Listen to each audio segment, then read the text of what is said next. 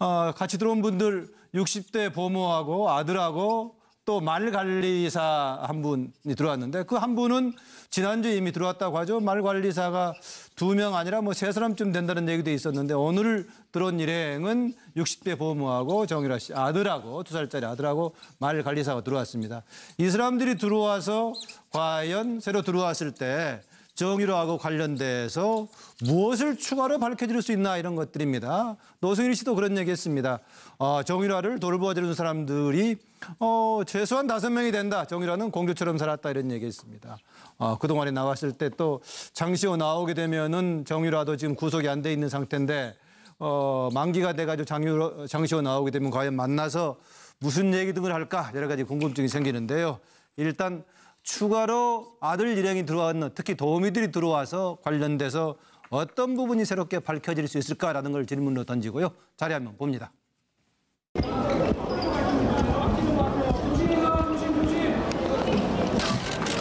정유라 씨 도피 도는 거 맞습니까? 위험해. 자, 조심. 체류비용 누가 지원해줬나요? 조심해서 뒤에 문. 국내 어디 거주하실 예정이십니까? 자, 뒤에요. 조심. 지금 어디로 가시나요? 지금 어디로 가세요?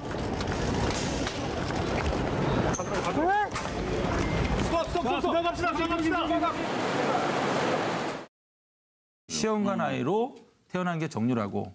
그래서 정유라가 생물학적 우리 아빠라고 표현하는 게 정자만 제공했다. 그 표현인 것 같고. 그럼 자랄 때는 별로 아버지로서 뭐 해준 게 없다는 뜻인가요? 본인에게? 아니면 자랄 왜 정이 왜 때는 없지? 시험관 아기라고 해도 어쨌든 아버지 어머니잖아요. 예, 근데 자랄 때는 할머니 할아버지도 계셨고 그다음에 그 같이 일했던 그 아주머니가 계셨어요. 나이 드신 아주머니가 정유라를 어렸을 때부터 이제 돌봐주신 아주머니가 독일까지 오신 걸로 알고 있거든요. 그분이 하시는 말씀이 정유라는 어렸을 때부터 공주로 살았다. 제가 그 정유라가 다니면 5명이 붙었대요. 이야. 집에서 일하는 사람이 5명이 붙어서 어떻게 된 거야 도대체? 관리를 했다는 거죠. 엄청나네. 예. 현지에서 생활하시는 고모분하고 아들분은 그 체류 비용을 어떻게 해결하시는 거죠?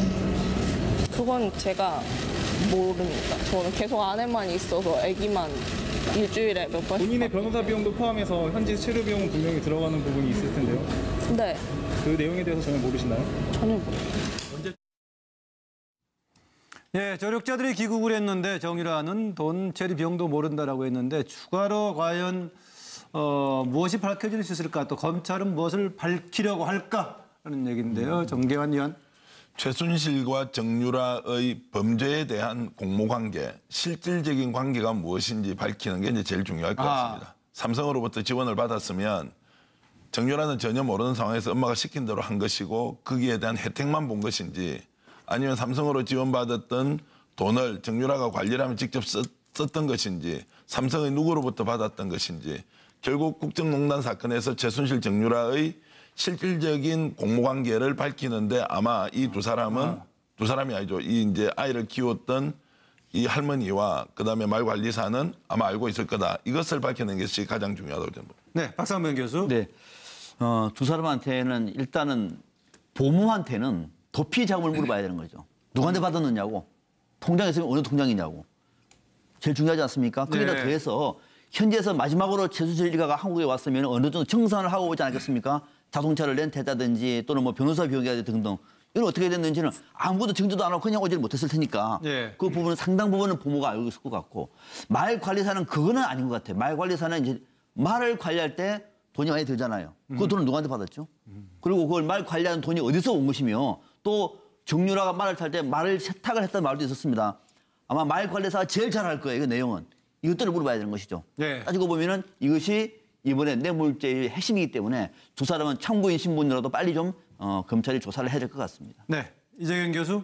네, 이게 그 원래 돈을 따라가면 그 실체와 끝이 보이잖아요. 근데 이제 돈을 따라가면 되는데 지금 가장 검찰이 밝혀야 될 부분 중에는 이 사람들한테서는 사실은 그 독일, 덴마크 도피 생활의 도피 자금이라고 규정해야 되겠죠. 범죄 혐의가 있기 때문에 이 자금의 출처를 밝힌 게 매우 중요합니다. 특히나 호화 도피 생활을 했다고 하는 것이 국내 언론을 통해서 많이 보도됐는데 이 자금의 출처를 알 수 있는 이게 돈을 집행했던 사람들이지 않습니까? 네. 실제로 말관리사 저 사람은 말 문제만 관리한 게 아니에요.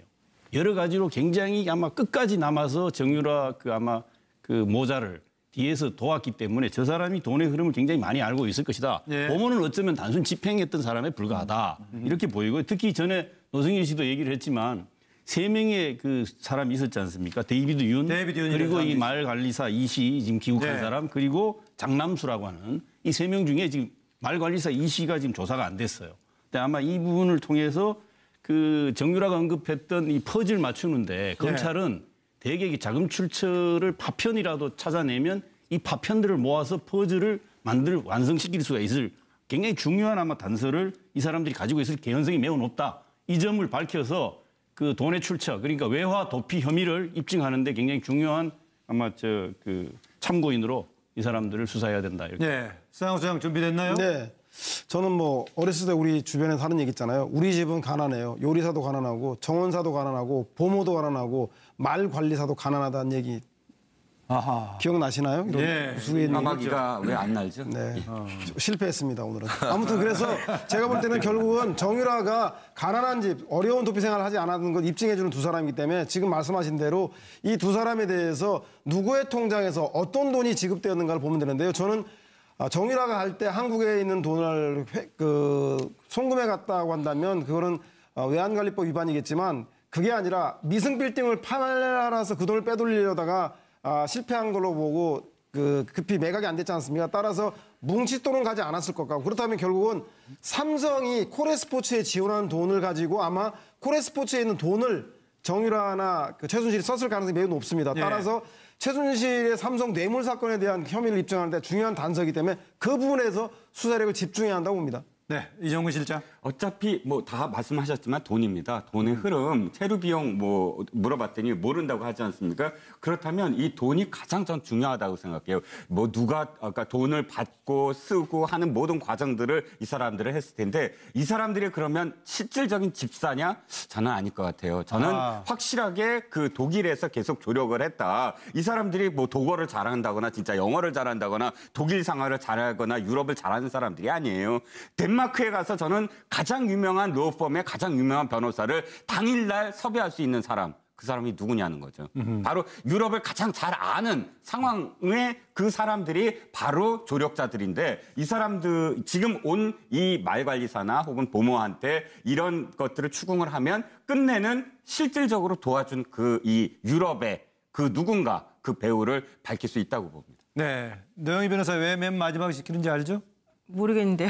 아까 자료화면에 한번 목소리가 나왔기 때문에 맨 마지막에 지금 피해 주는 겁니다. 그런 또 방송에 또 저는 보모가 실질적으로 그 돈의 출처나 이런 걸 많이 알까? 이건 조금 의문스러운 부분이 있어요. 그렇지만 마필 관리사는 많이 알 수 있을 것 같고요. 우리가 여름만 되면 항상 생각나는 그 엽기 호러물이 있지 않습니까? 나는 네가 지난 여름에 한 일을 알고 있다. 혹시 친구들이 노 변호사한테 그런 얘기 안 했어요?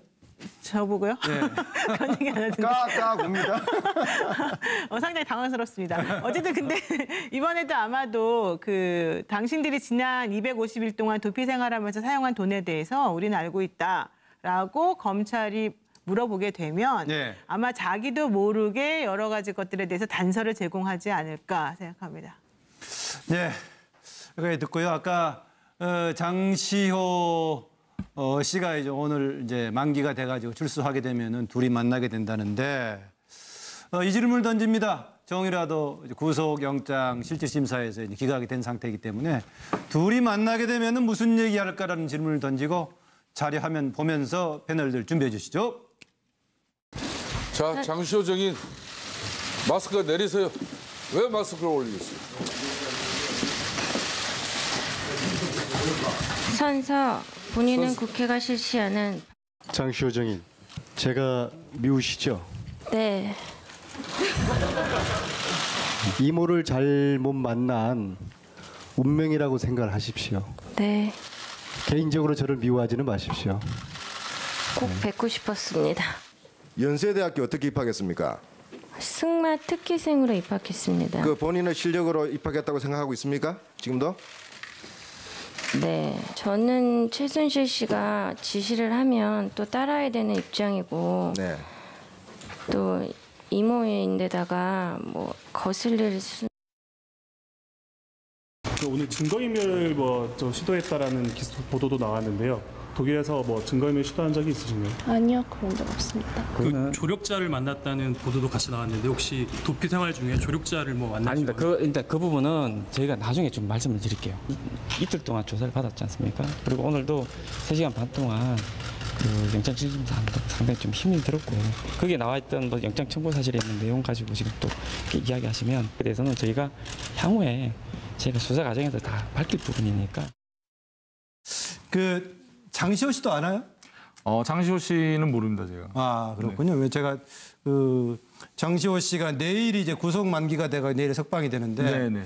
그 상당히 비슷한 것 같으면서 다르다는 얘기가 있어요. 우선 교도관들이라든가 검찰에 대해서 또 스스럼 없이 웃으면서 얘기하는 것은 장시호든 정의라든 이제 비슷한 것 같은데. 네, 맞습니다.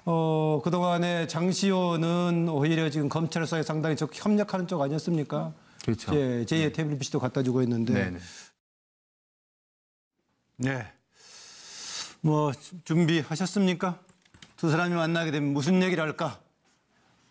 이정우 실장 먼저 편말 올렸습니다. 예, 제 거부터 할까요? 네. 사실 많은 사람들이 이렇게 생각할 겁니다.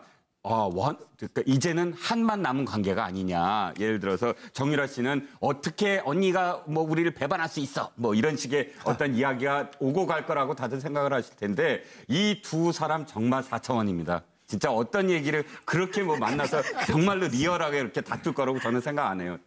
지금 정유라 씨는 언니한테 이렇게 얘기할 겁니다.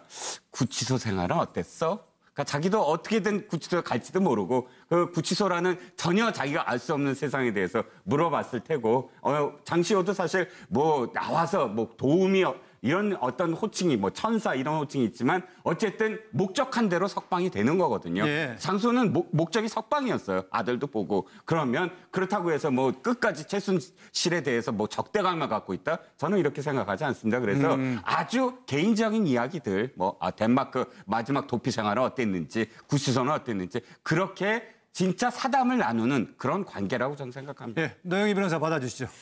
그 사천 이런 얘기는 좀 위험한 발언인 것 같아서 그 말씀드리면은요, 그 말씀에 제가 동의합니다. 이 두 분의 캐릭터가 사실 독특하기 때문에 그런 거에 개의치 않고 그냥 또 쾌활하게 만나서 얘기를 나눌 가능성도 사실 있다고 보고요. 예. 또 이제 그것하고 별개로 둘 다 특별히 지금 만나서 해야 될 것들이 없기 때문에 그냥 너는 너대로 나는 나대로 이렇게 그냥 각자의 생활을 갈지 않을까 해서 좀 합니다. 네, 이정현 교수. 네, 이 두 사람 되게 친했다는 걸로 알려져 있지 않습니까? 그 정유라가 아기 낳을 때가 2015년 5월 8일로 날짜를 저는 그렇게 보낸 걸 기억하는데 그때 그 집을 제주도 집을 장시호 씨 이름으로 장시호 씨가 구해주는 걸로 그렇게 그런 정도로 가깝지 않습니까? 그런데 이제 아무리 가까워도 현실은 현실이니까 아마 정유라가 모든 걸 파악했을 거예요. 이미 파악했는데도 몰랐다고 했을 수도 있고 국내에 들어와서 더 자세히 봤을 텐데 아마 집에 TV는 있었을 거고 그러면 아마 언니는 배신자야라고 아마 그런 마음속의 생각을 가질 거고 또 장시호는 우리라도 살자 이런 식의 이제 얘기를 할 가능성이 있다고 보이는데 저는 이 가정법인데 한동안 제가 보기에 두 사람은 만날 가능성은 거의 없다고 보여집니다. 사실은 현실적으로 만나기 어려운 겁니다. 만남 자체가 당장은 이루어지지 속으로 저렇게 생각할 거다. 저는 그렇게 이제. 그래서 점점점 생각으로 좀 표시를 되거든요. 네, 박상병 교수. 네, 이재기 교수가 얘기한 거하고 비슷합니다. 그래서 제가 바로 받았는데 두 사람이 당분간 만나서 이런저런 얘기 나누기는 어렵습니다만 그러나 우리가 이제 재미있게 상상을 해보기 위해서 두 사람이 만나면은 무슨 얘기를 할까? 우리 제작팀에서 친절하게 설명을 했는데도 불구하고 패널들은 호응을 안 하고 있는 것이 문제가 있는 것 같습니다. 자, 내용은 두 사람 다 사실은 고단수입니다. 정유라 고단수입니다. 장시호 더 고단수예요. 한쪽은 진짜 모른다? 천만의 말씀이죠. 한쪽은 정말 특검에만 협조한다? 천만의 말씀이죠. 상당한 고단수입니다. 그 두 사람이 만났습니다, 이제. 아마 정유라는 배신감 들 거예요. 언니 또는 시호 씨 그럴 수 있어요?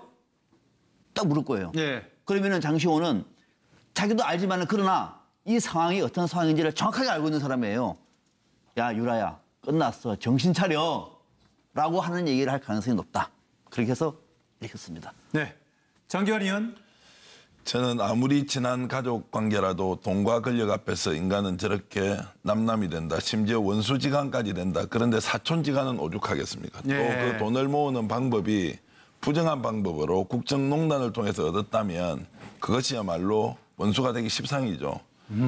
그러고 난 뒤에 저 두 사람이 만났습니다. 한 사람은 감옥살이 하다가 나왔고 한 사람은 구치소에 갔다가 나왔는데 아마 회환이 될 겁니다. 그래서 한 사람은 정말 피는 물보다 진한 것이 아니라 피는 물보다 더 흐릿하고 탁하다고.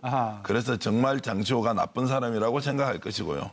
장시호도 똑같이 자기는 18억여 원을 챙겼지만 180을 챙겼는지 1,800억을 챙겼는지 모를 정도로 너무너무 많이 해먹은 자신의 이모와 거기에 최대 수혜자인 정유라를 보면서 정말 너희들은 상상 초월이어서 정말 범죄자야. 이렇게 생각하면서 서로를 헐뜯을 것이다. 저는 그렇게 생각합니다. 네, 서영호 소장. 네, 원래 호랑이 없으면 고양이가 이제 왕이라고요. 아마도 최순실 없는 곳에서 그래도 아무리 친하지만 서열을 정해야 되지 않겠습니까? 그래서 제가 볼 때 서로 넘버 2라고 하면서 실제로 최순실과의 마지막 숙명의 라이벌 서열 정리에 들어갈 것 같다는 생각이 듭니다. 왜? 범죄는 짧고 패밀리는 기니까요. 네.